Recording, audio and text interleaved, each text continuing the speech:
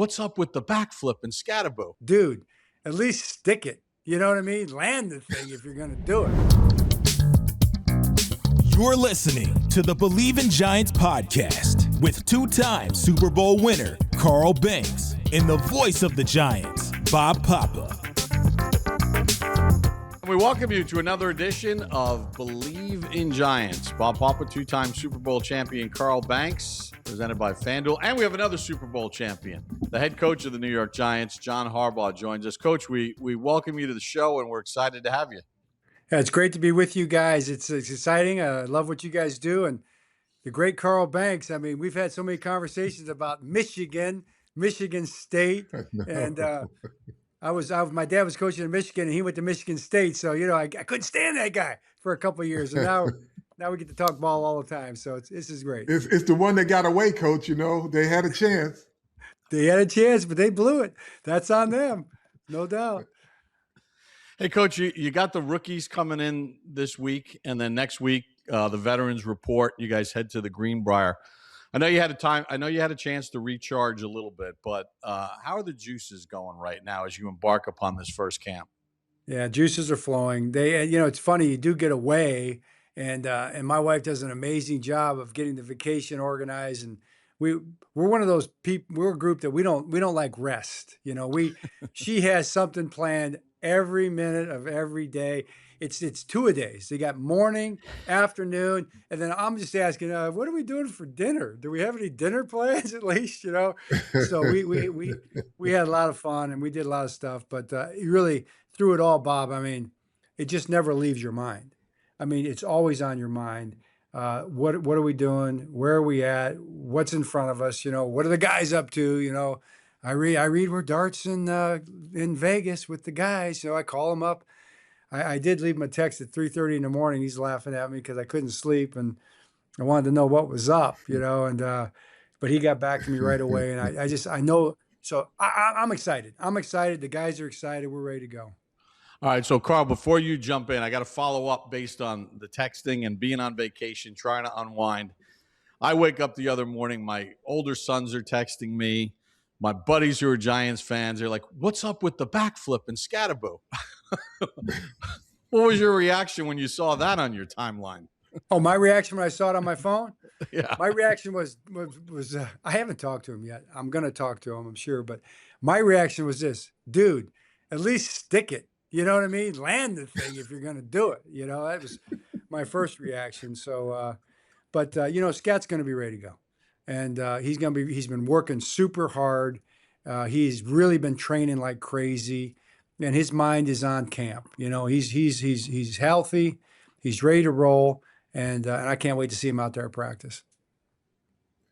Coach, from the day you took the job to off season, now you're heading into training camp. What are you feeling about the guys now? You obviously you took the job with some expectation of what you were getting into, but after being around these guys, what are your impressions heading into camp? Yeah, I really love these guys. You know, I really appreciate them and the way they work and how much they care, how good they want to be. I mean, they really, really want to be good. They really, really want to be a dominant football team. I believe they want to do what it takes to become a dominant football team, you know, and that's the goal. Every team has that goal. Every team says it, Carl. You know that every team's thinking about it. Yeah. Every team wants to do it. It's just who's willing to do it. You know, who's willing to do what it takes to, with no guarantee, no assurances. You know, it's kind of what faith is. It's belief without assurance. You know, without seeing the, believing in the unseen. You know, and that's kind of what that's basically it. Are we willing to do what it takes, even though no one's going to promise us anything? Because it requires that. You know, you got to be a champion. You got to do what champions do first. You and I talked a little bit in the off season, and I told you, I said, I bet 99% of these guys really want to learn how to win. And, I listened to a lot of the players during the off season saying how tough it was, but they were just really embracing a next level, that these were things that they didn't know were required to be a next level football team. So I think, the message that you just said. I think they really did. They sincerely want to be a good football team, and they just need to know how. And coming from a legacy of winning programs which you've led, it really helps these guys really say, yeah, this guy knows what he's doing. Yeah, I mean, that's definitely part of it, but I think there are just things that are we call them, they're just football truths. They're things that are true about the sport. And you've been through it. You know exactly what I'm talking about. There are just things that have to be done. There are things that are required to give yourself a chance, just to earn the right to be in the conversation, give yourself a chance to be good enough, because you have to be really, really, really, really, really good at everything you do to give yourself a chance to win a football game in the National Football League.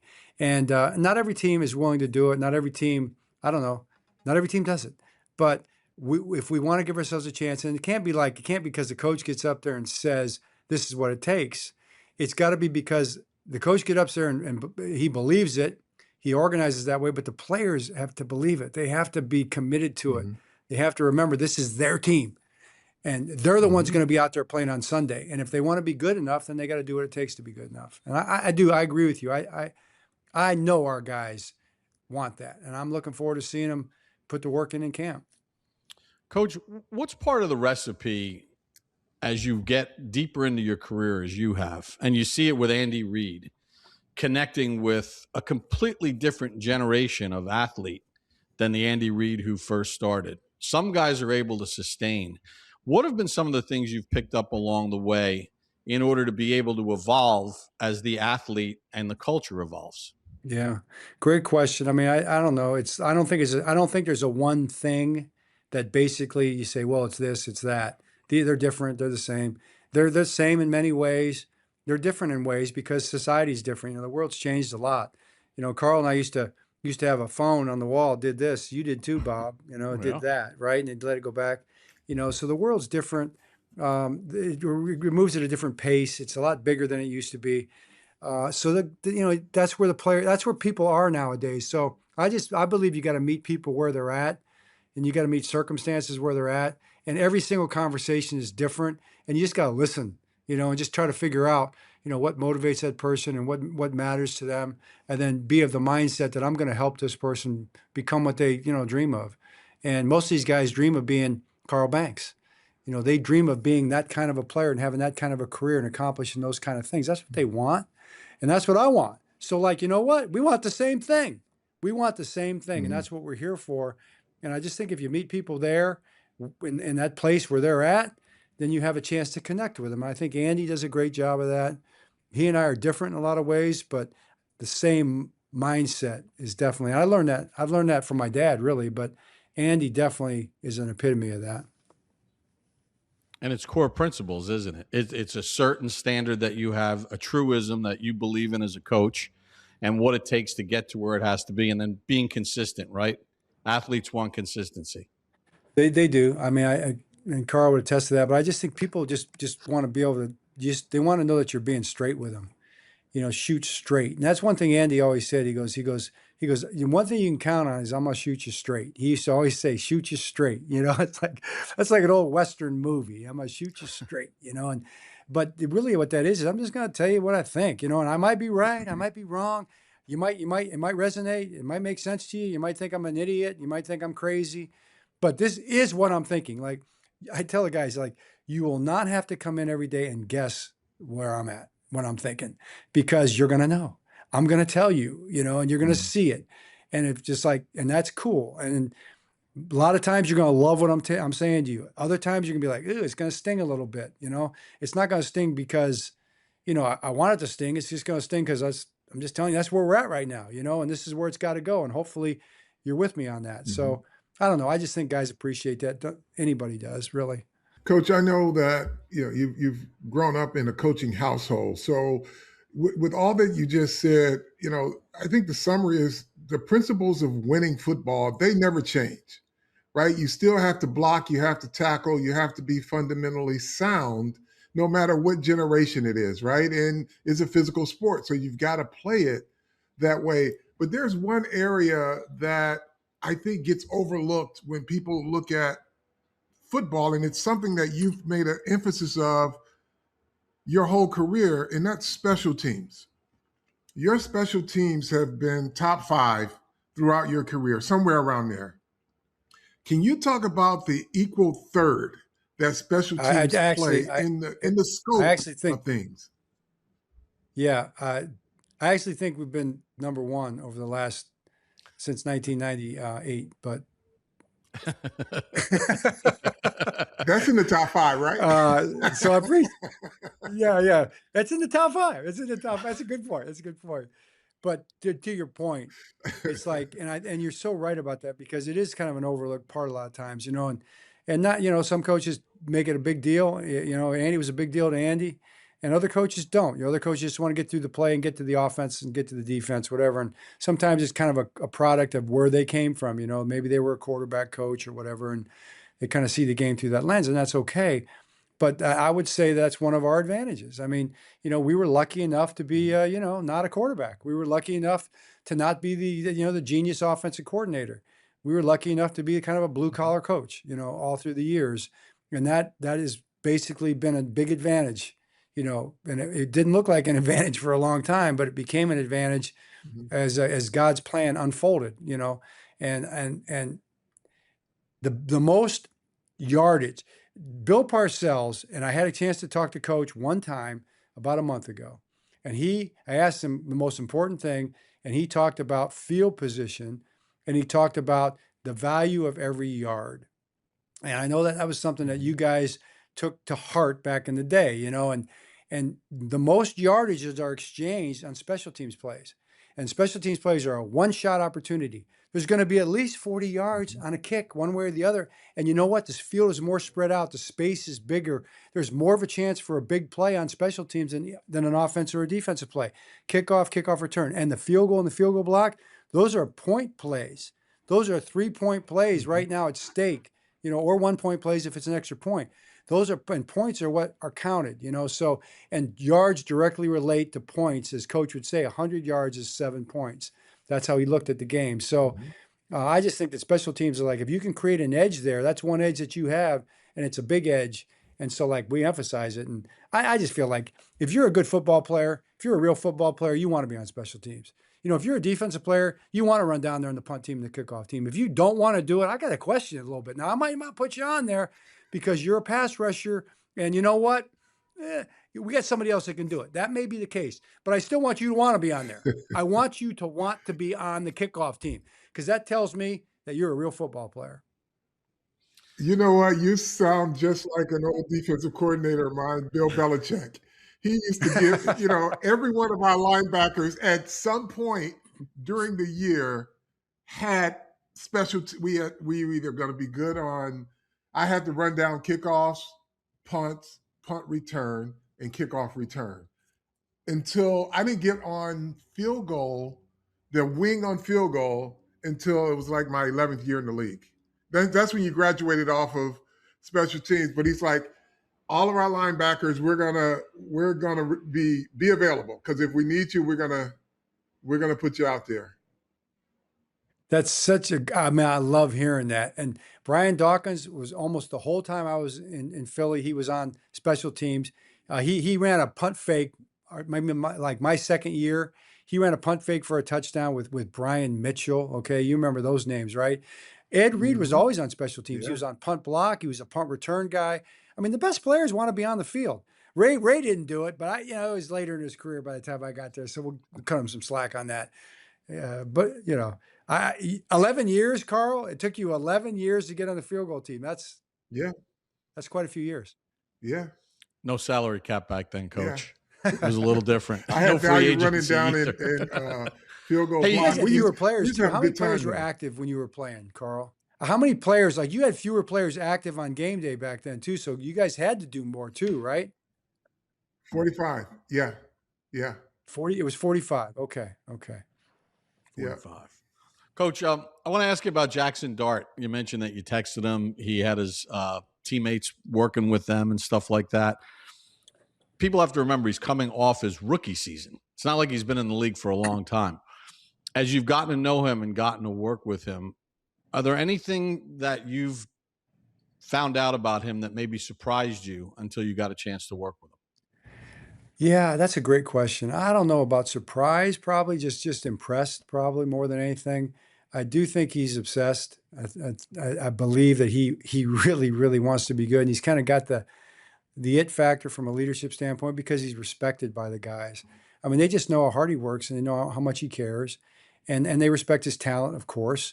He's got a little juice, he's got some charisma. I mean, when I saw him throw the dart to the jet skier off the yacht, I mean, I was impressed by the yacht. I thought it was pretty nice. The surroundings looked amazing. It's like, dude, where are you? Like, I mean, I don't even know. But more than anything, I just was happy that he threw a dime out there on the deal. It was a very accurate throw. So, he's a talented guy. He really cares about football. So, like, for him to be this young, have that kind of mindset, I don't know if it surprises me because I think that the guys that have a chance to be great, I feel like the Bradys of the world, and the Mannings of the world, they were always like that, probably from the beginning. I don't think they had to learn that. They kind of had it probably, maybe from high school on. And I kind of see that in Jaxson Dart. Now we'll see what he does with it. We'll see, like all of us, we'll see how good we are. We'll find out if we have what it takes. That's to be proven. That you have to prove that. But I really am impressed by how much he cares. Coach, schematically, and this kind of dovetails into kind of the shift in what I see the NFL, where the run game has become more important. Now, it's always been important in your programs, but people used to talk a lot about, oh, we're going to spread everybody out and we're going to just pass the ball all over the lot. You've always had big players. You've had tight ends that factored into your program, and you always ran the football. How important is that, especially like on downs like first and second down? Right. Well, yeah. I mean, you're right. That's, to me, always been a part of the game. Even Bill Walsh, even Sid Gilman. I remember I had a chance to work with Sid Gilman for a year in 1987 at Pitt. And he would even talk about the run game. And he was the father of the modern day passing attack. He told me that. And it actually is true. Mm-hmm. He's the guy that set up, all those guys that kind of changed the game.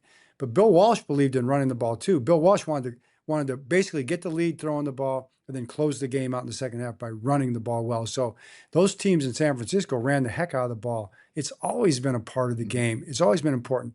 But the thing that always stuck with me was what I read in a book from Bill Parcells. And he had a statement along these lines way back when. And he basically said, football is a big man's game. Okay. And I just never forgot that. Not that you have to be big, but you got to play big. And even the smallest players play big. They play big in some sort of a way. They got some trait that makes them big on the field. It can be speed. It can be quickness. It can be acceleration. Maybe it's toughness. Maybe it's being smart. But being big physically, being long, having heavy hands, being strong, it's a Mortal Kombat kind of a game. It's a one-on-one combat kind of a game. And the bigger man has an advantage in those kind of situations. Not to say that you can be big and slow or non-athletic. You got to be all those things. But I just think bigger players have an advantage. And you guys were always big. The Giants were actually giants. That's how they were. It's a big physical team. So it does resonate here anyway, just historically. Yeah. But that's what we Bleav in, and it's always been true in football. Coaches, you've gotten to know Brian Burns a little bit. And, his modus operandi in practice, he likes to stand on the offensive side if he's not getting reps. Is he a Harbaugh player in the sense of the intensity that he brings to every practice, and you're going to see it even more so in training camp, of what you just crave as far as his commitment to everything that's going on and wanting to learn more? Yeah, I'm looking forward to it. I mean, he's standing over there. Sometimes he's next to me and he's commenting on one thing or another, or he's talking smack to the offensive guys, but he's always challenging people. I saw him in Carolina. Like we practiced against those guys like 4 years ago. There was a huge fight, that we were both a part of. I think we squared off with each other at some point in time. Not really, but I saw it then. I mean, he was such a leader. He was the leader of that team, a dominant player, practices hard and everything like that. So, kind of remember. You never forget when you see stuff like that in a player like him. But I saw it in OTAs. I just feel like he is maybe not just a leader, but maybe the leader of the defense, of the team. I mean, AT, we have a lot of guys like that, but he's kind of a granddaddy right now of this team. And he's going to, as he goes, kind of we go, but he's the best players, the best leaders, the guys that I've been around over the years have that trait. And that is that they make everybody around them better. They raise the bar for everybody. They do it by example. They do it by what they say. When they talk, people listen. They listen because they have that respect. And he's definitely one of those guys in my mind. Coach, are your rookies on schedule? Are you getting the things accomplished with them in terms of them adapting and learning all the things that are expected? Are they on track? Are they rookie pace, or are they on pace to be more contributing guys? It's a great question. It's funny you say that because we don't have rookie pace. We do extra with them to get them caught up, but the train's moving the way the train's moving, and it's picking up steam all the time. And so, you got to be running. You got to be on the train. So it's not like you're not on. There's no other train. There's no slow train on another track. It's the Giants train, and you got to be up to speed, man. Yeah. You got to know what you're doing because the game doesn't care. When you get out there and play, it doesn't care if you're a rookie. It doesn't care how many reps you had. It doesn't care how much you know or don't know. It just makes you pay, or you make it pay. So, they're on track. The interesting thing is we don't have very many rookies. We've only got 16 or 17 rookies on the team, which is really a low number. So we could kind of focus on those guys a little extra, but we don't get we didn't have too big of a rookie presence here in training camp. We're more one-on-one with those guys in our rookie practices before training camp starts than we are team type stuff. So that's kind of how we're approaching it because we just don't have that many guys. Coach, glass half full.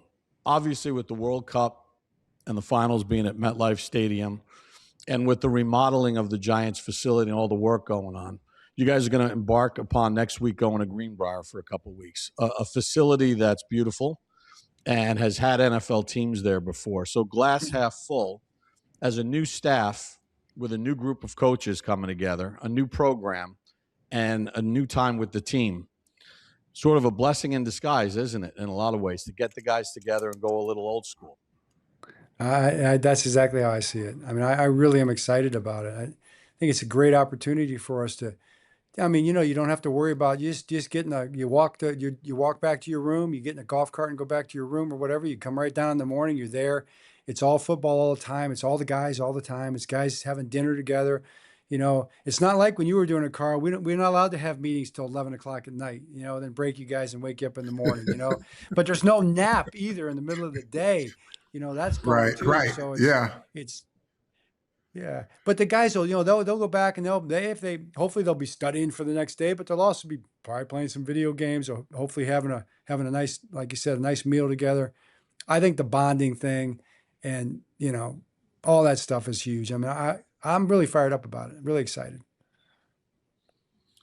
All right, Coach. Last question from me, because I know you got a schedule to keep and you got rookies coming in a couple days. But what's been the most enjoyable part about getting to learn about the New York, New Jersey metropolitan area Giant fan base?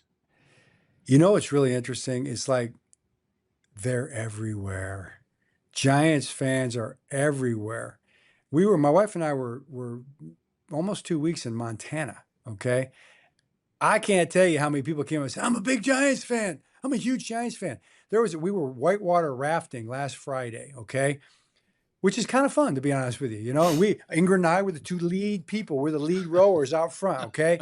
One guy fell overboard. Ingrid had to pull him back in, So it was fun. But afterwards, then a bunch of guys were like, Coach, as we were pulling out, Coach, stay in the boat, Coach, we need you, stuff like that. So I'm like, that's interesting. I find out it's a bachelor party from New York, a bunch of guys that work in Manhattan, and they're long time, New York, Connecticut, and they're just a bunch of dudes having a good time, and all they want to talk about is all the things that we've been talking about just now. They want to know, and they got their opinions, and they think this, and they're talking about scat, and doing the backflip and just all the different stuff. It's like, that was not a one-time thing. Like it's been that way all summer, every single day, whether we're in Montana or North Carolina or right here in North Jersey. It's the same thing. It's been the coolest thing. I mean, I'm so impressed and so fired up about the fan base. It's just amazing. It's a great fan base.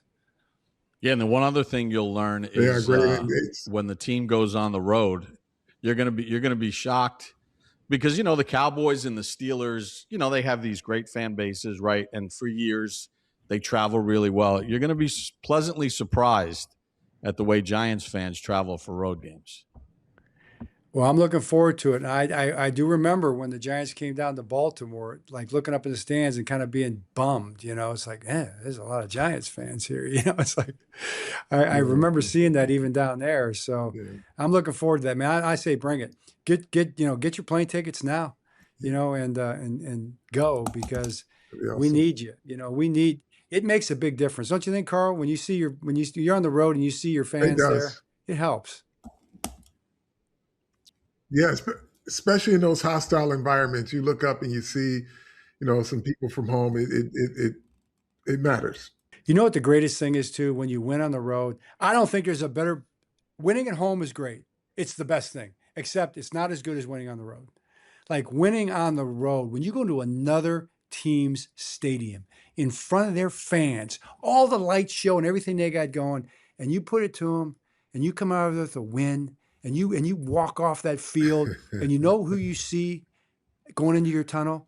All your fans, right? They're all down there gathered around the tunnel and you walk by and you high five them and you yell at them and they're yelling back at you, point at the players, it's Jaxson Dart. How great did he play today? That is like the greatest moment in football, winning in another team's stadium and having your fans there to be a part of it. It's big, right? Carl, I mean, it sounds like he's just describing the mid to late 80s and the Giants and Redskins and games down at the old RFK Stadium. Because Parcells always talked about that. And Sims and all these guys. It was nothing better than walking off the field at RFK with a W. Yeah, that's right. And those Redskins fans just sour as can be, and the Giants fans are sticking it to them. Well, Coach, we appreciate you taking a couple minutes to join us. I know you got a lot on your plate. I know the rookies come in later this week, off to Greenbrier next week, and we're looking forward to a fun season, and we appreciate you taking a couple minutes to join us here on the show. It's great being with you guys. I'm looking forward to the season with you guys too. It's gonna be a lot of fun. It's gonna be tough. It's gonna be challenging. Nothing's gonna come easy, but we're gonna be in there fighting together, right? So appreciate you guys. Thanks. Awesome. Well, as we like to say to end it, Carl, how do we like to end it? Tell a friend to tell a friend. Bleav in Giants. Bleav in Giants.